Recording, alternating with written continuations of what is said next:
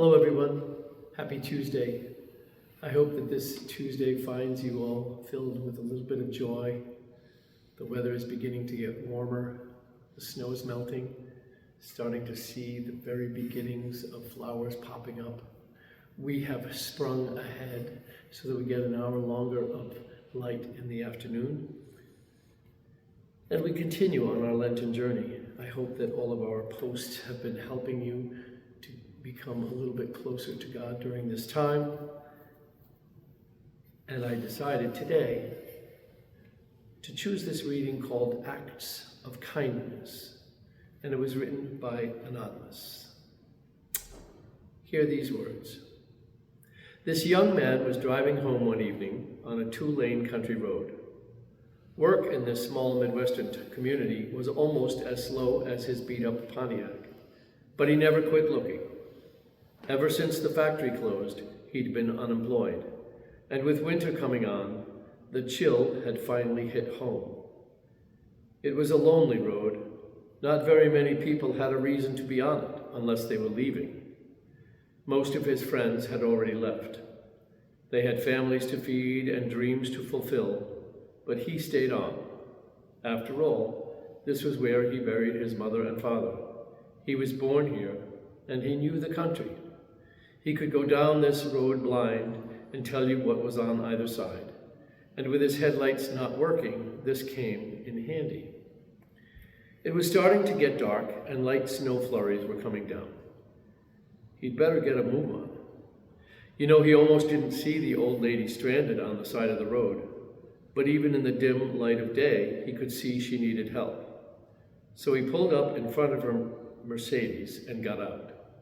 His Pontiac was still sputtering when he approached her. Even with the smile on his face, she was worried. No one had stopped to help for the last hour or so. Was he going to hurt her? He didn't look safe. He looked poor and hungry.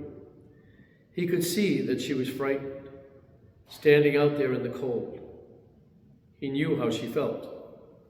It was that chill which only fear can put in you. He said, "I'm here to help you, ma'am. Why don't you wait in the car where it's warm? By the way, my name is Brian." Well, all she had was a flat tire, but for an old lady, that was bad enough. Brian crawled under the car looking for a place to put the jack, skinning his knuckles a time or two. Soon he was able to change the tire, but he had to get dirty and his hands hurt, and he was tightening up the lug nuts. She rolled down the window and began to talk to him. She told him that she was from St. Louis and was only just passing through. She couldn't thank him enough for coming to her aid. Brian just smiled as he closed her trunk. She asked him how much she owed him. Any amount would have been all right with her. She had already imagined all the awful things that could have happened had he not stopped. Brian never thought twice about the money. This was not a job to him. This was helping someone in need. And God knows there were plenty who had given him a hand in the past. He had lived his whole life that way, and it never occurred to him to act any other way.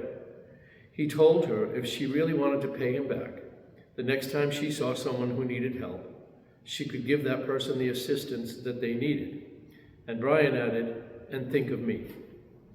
He waited until she started her car and drove off.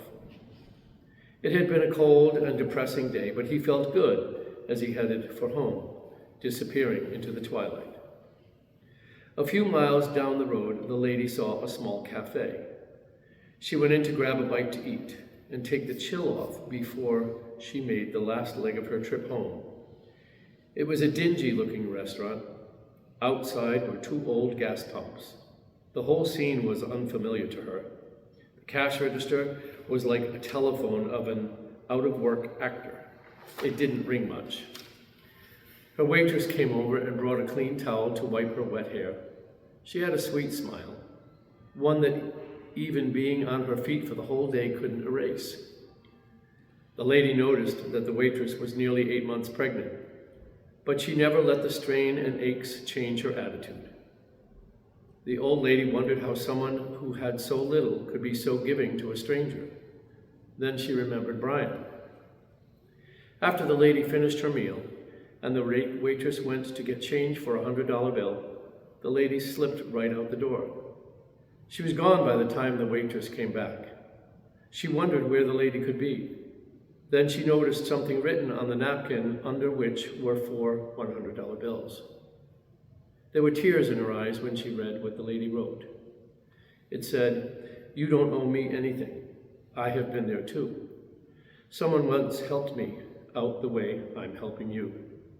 If you really want to pay me back, here is what you do. Do not let this chain of love end with you."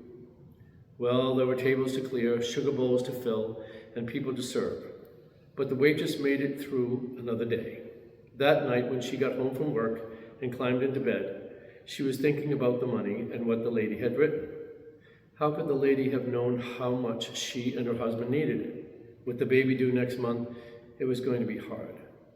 She knew how worried her husband was, and as he lay sleeping next to her, she gave him a soft kiss and whispered soft and low, "Everything's going to be all right.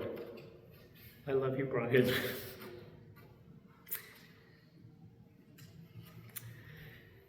It's odd how paying forward can make a difference, not only in other people's lives, but in our lives.